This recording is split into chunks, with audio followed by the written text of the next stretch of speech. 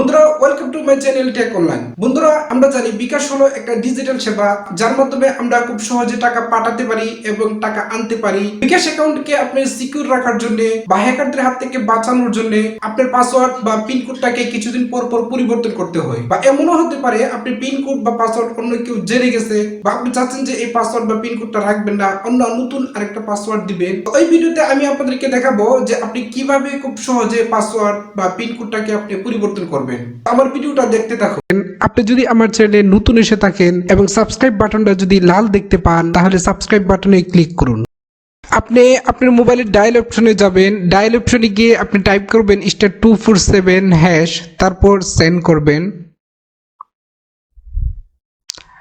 তারপর আপনার mobile operator select করবেন। এখানে আপনি 9টা অপশন আপনি দেখতে পাচ্ছেন। আপনি যাবেন 8-এ বা মাই বিকাশ। এই মাই বিকাশ হলো 8-এ বা 8 নম্বরে। তো আপনি এখানে টাইপ করবেন 8, টাইপ করার পরে আপনি সেন্ডে ক্লিক করবেন। আমি এখন 8 টাইপ করব, 8 টাইপ করে তারপর আমি দিব সেন্ড।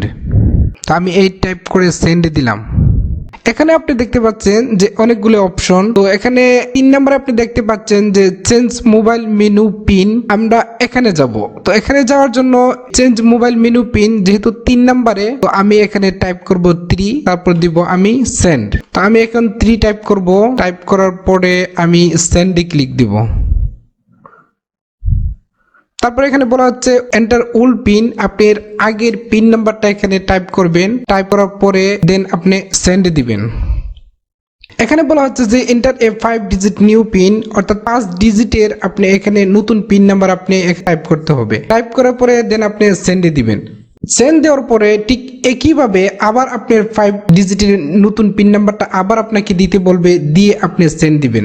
আপনি সেন্ড দেওয়ার পরেই আপনি দেখতে পাবেন যে আপনার পিন নাম্বারটা পরিবর্তন হয়েছে সাকসেসফুলি, এরকম একটা মেসেজ আসবে। তো আশা করি বুঝতে পারছেন। কারো কোনো প্রবলেম হলে আমার কমেন্ট সেকশনে জানাবেন।